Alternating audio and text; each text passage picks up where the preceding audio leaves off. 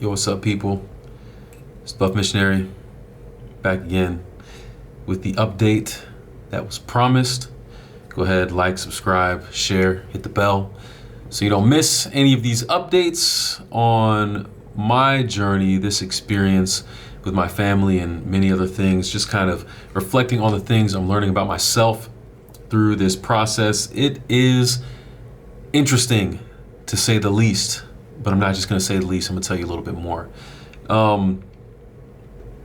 So yesterday I went over to the house and visited. I was definitely nervous kind of leading up to that, but big shout out to one of my friends who prayed for me. We were talking before going there, and I felt peace.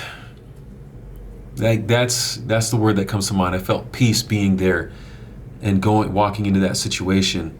And something was different about this time being there than any other time that I've walked into this situation before. And it comes down to expectation. See, I'd always looked at this situation as one where I needed to kind of come in and be the hero. I needed to do something. And if I wasn't doing things right, or if the outcome wasn't what I was hoping for it to be, then I had failed, or I wasn't doing good enough. And it created a negative feedback loop where I'm getting discouraged and kind of depressed in a regard because nothing I'm doing is working. And the expectation is just higher and higher. Like, okay, I'm going to come here and I'm going to do this and I hope for this.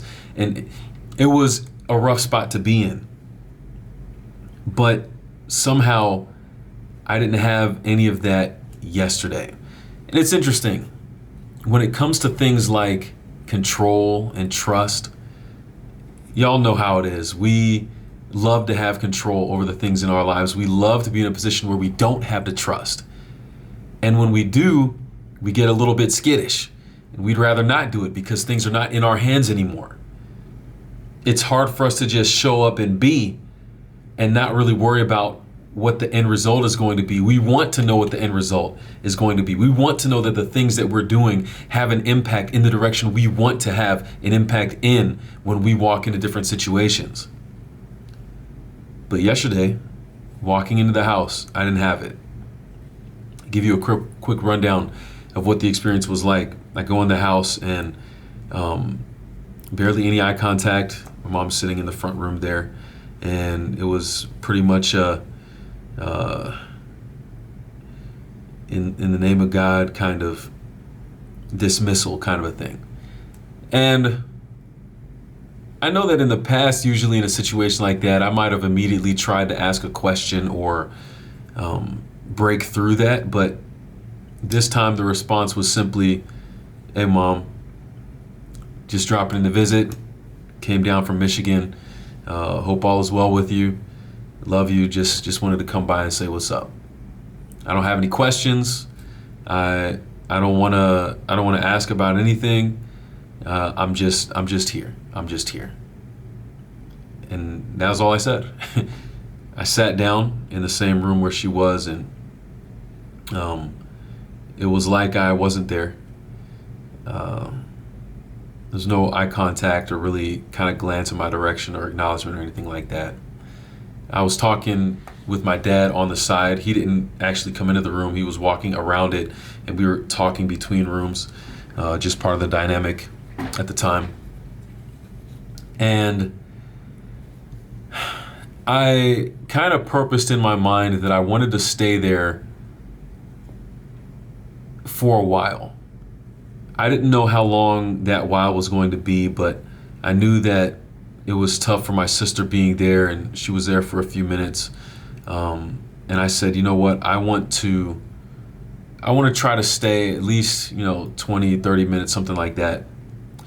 And ultimately ended up being there for about an hour, just sitting there, not really saying anything, and just kind of being.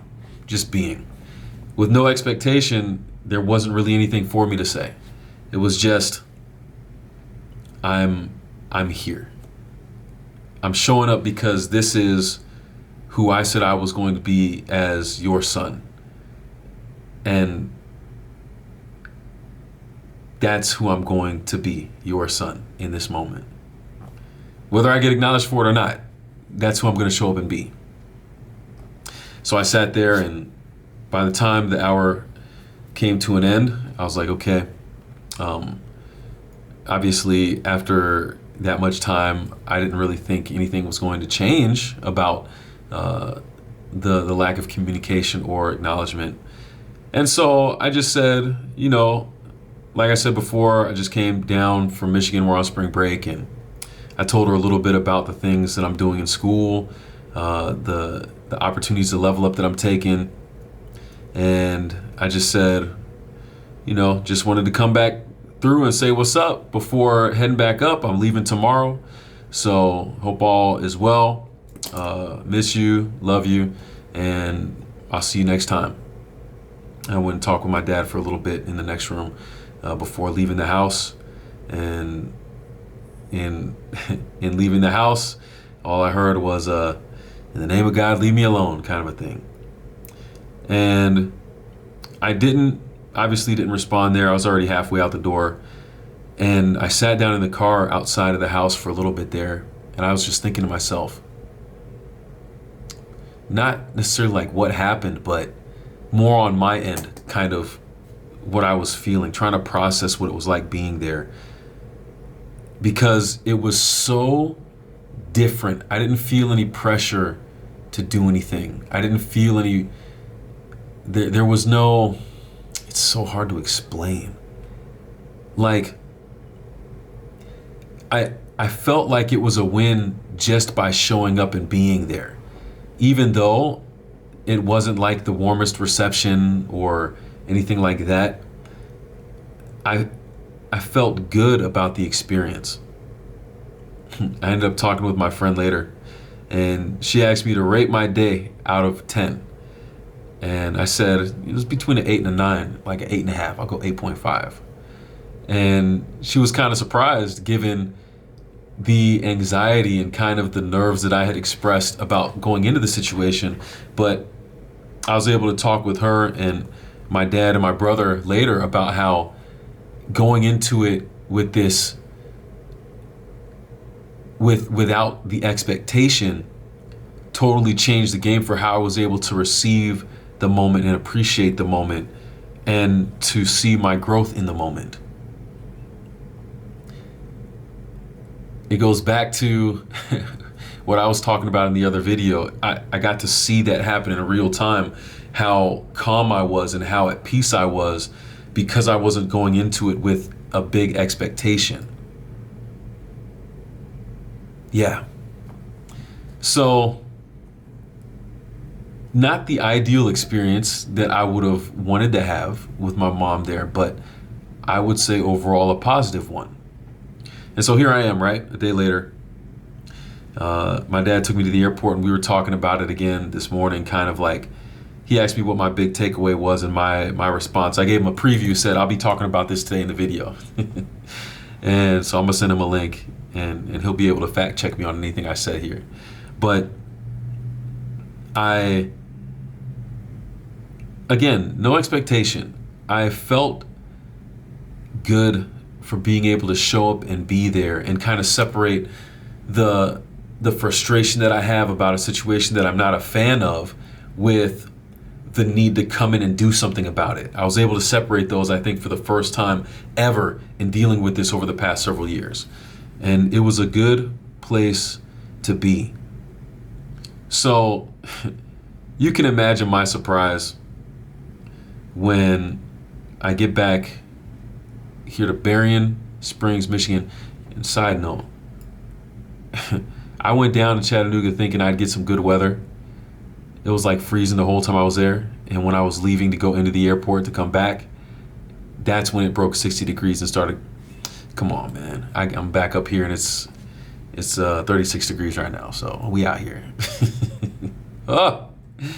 But anyways, imagine my surprise when I get back up here and my brother texts me a couple minutes ago, right when I was pulling out the camera to go ahead and record the video and talk about this this idea of expectation and how it impacts us and the way that we interact with situations. He texts me and says, Mom just called me. And I was like, oh, well, that's interesting. I didn't expect that. I had no expectations. And a few minutes later, she called me as well. And again, it was interesting. Like, my brother, he said, like, we don't know how much impact you visiting might have had. And this is kind of where the feeling is weird, because I don't feel like, I don't have the expectation that my visit did anything. I didn't go there to do anything. I just went there to be. And you're hearing again kind of this thing I've been on for the last few months, the difference between being and doing. I've been on that, and now I'm seeing the difference. There's so many different ways that you can be and avoid doing and somehow end up in a more peaceful and a more productive space, like where I would say I am right now. We were able to have a decent conversation, even just for a few minutes, and for those few moments, it felt like I had my mom back. And it was nice. It was nice to be able to talk about just a few of the things she's doing, and her asking me about some of the things I'm doing. And she knows from the first time that I brought up going into counseling psychology that her and her struggles are a big reason for that. It's a big motivator for that. And I was able to say, yeah, she asked me about that. And I said, yeah, I'm going into the interview for this program next Tuesday. I'm trying to get this doctorate in counseling psychology. That's the plan. That's the goal. And I'm seeing some other skills and abilities that I have in that area beginning to shine through, thanks to things like life coaching. And I'm looking forward to being able to plug into that in a different way. But it was good. It was good. And I had my friend ask me kind of like, how did I feel in the aftermath of that call? And I don't know that I feel, I can't say that I'm super hopeful that, oh man, like this was amazing. It was cool. And I know that this situation has been a roller coaster, and it's had decent moments in the mix of the tougher moments. So it's hard for me to kind of feel super hyped because there's a great moment, while at the same time it's hard for me to feel like super down when things are not going so well. It's almost like things are kind of balancing out there. But I think the biggest difference, and the thing that I would say that I feel, is peace. Because whether this conversation and my mom reaching out to me, my brother, my sister, my dad, whether that's the start of things going on the upward swing, then cool. Like that'll be great.